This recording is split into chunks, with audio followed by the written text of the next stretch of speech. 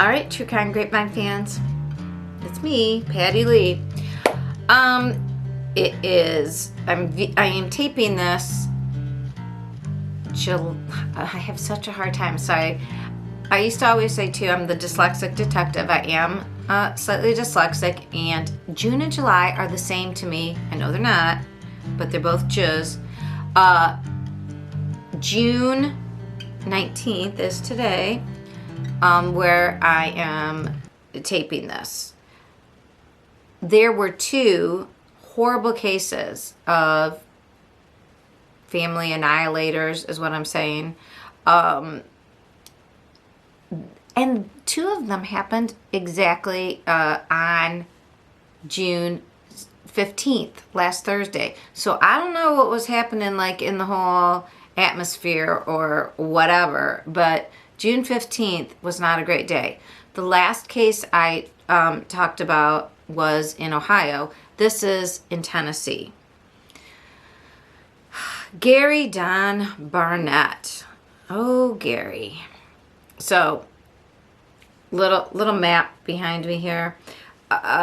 This took place at 9 p.m. in, and I'm probably going to say this wrong. I just told you about my little dyslexia. Sequatchie, Tennessee. And Sequatchie, it is just outside Jasper. It is a suburb of Chattanooga, Tennessee, It's about 30 minutes away. It's really close to both the Alabama and the Georgia state line. So it's just right down there in the corner. So that's where this took place. So at first, there were reports of gunfire that were coming in, and then all of a sudden they also started getting calls about a fire. So the neighbors heard gunshots, then they saw that the house was ablaze. So when the authorities got there, first they had to fight the fire because it was like fully engulfed. As you can, I don't know if you can see behind me, but pretty destroyed. When they got in there, they found 7 people. 6 were unalive. Of the 6 that were unalive, 1 was the shooter, allegedly. That's who they think. And that's the person that shouldn't have been there. And then there were, 4 other adults. 1 man was shot 4 times. He was still alive. So 1 person, an unidentified man, did survive. This house was on Pine Street. The perpetrator, the shooter, Gary, he used to live there. They were getting divorced, and he was not happy about it. We've heard this story a few times, right?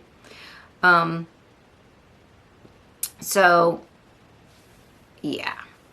They think 2 of the people, they're not saying, there were 3 children involved. 1 has not been identified. So the victims, if you can, I'm going to get out of the way. The victims were his estranged wife up here, Regina. Lovely looking, isn't she? Very good looking ladies. And her adult daughter, Brittnee Perez. There's Brittnee. 2 of the grandkids, we don't have their names, but they're all very cute and beautiful. I don't know why. What's wrong with a grandpa that the weekend before Father's Day would decide that was what he was going to do? And then, we can't really call him a victim, Gary Barnett, who took his own life. And then not pictured wasn't because we don't know who this person is. There was an unidentified 3rd child and then a man who did survive. So what do we know about old Gary? Well, here's what we know. Take a drink of your Moscow Mule, whether it be a virgin or not. He had a history. This is not going to shock anybody, right? He had a history of domestic violence and threats to, he had threatened to harm his wife, and kill her dog too. He's a real prince there. He had assaulted her December 2022. And that's why there is a mugshot of him. I think maybe I will try to, can I don't know if I can make it go in further, sorry. And she had gotten a restraining order for no contact after that. On April 19th was when the no contact order was like reviewed, and it was to remain in effect. She had filed to help it remain in effect that she was afraid he would get drunk and shoot her, and that he in fact had 50 to 60 guns in his room. I mean, she had, a lot of evidence that this guy was violent. So the no contact order, the restraining order, remained in effect. And I guess that was part of the thing that really got under his skin. Also, their divorce was going to be final, I believe, on June 30th. So there are some people who just can't stand the idea that they got, that it's over. And I guess it wasn't over until he said it was over. I don't know. And the next court appearance for the domestic violence charge was supposed to be July 5th. So he had, on June 30th coming up, he had the divorce being final. And then July 5th, he still had to deal with his DV. What did he do? Well, he had a lot of odd behaviors and social media posts in the days before he was going to do this. Right before he's going to do this, I don't know if you can see this, but I really want to try to make my thing go in further. That's not the right thing. There it is. I don't want me to be in there. Sorry, guys. I'm trying to get so you can see. Can you see this right here? That is him with a Jason mask, like Friday the 13th Jason mask. How freaky is that? That is freaky, right? Just posted that. Then he also posted this. It's a Charlie Brown cartoon, but it says, tell me, Chuck, what's love? And then Charlie Brown goes, the feel of recoil and smell of gunpowder. Okay. And worse, though. I mean, besides a bad joke, right? I mean, I don't think there's... The creepy Jason thing. I wonder if he wore it. Again, this just happened Thursday. We'll hear more. He did this quote by this guy, Marvin Heemeyer. And I don't know if you know who Marvin is. Oh, no, I'm really close up. Sorry about that for you guys. But Marvin was this domestic terrorist guy who didn't like what the mayor was doing, and he didn't get he wanted to do something for his property, and they said he couldn't do it. He built a bulldozer thing and made it all reinforced so that they couldn't stop him. And then he went around town. He went into the mayor's house and destroyed it with this bulldozer and was destroying other things. And then, of course, like every true coward, he made sure he unalived himself.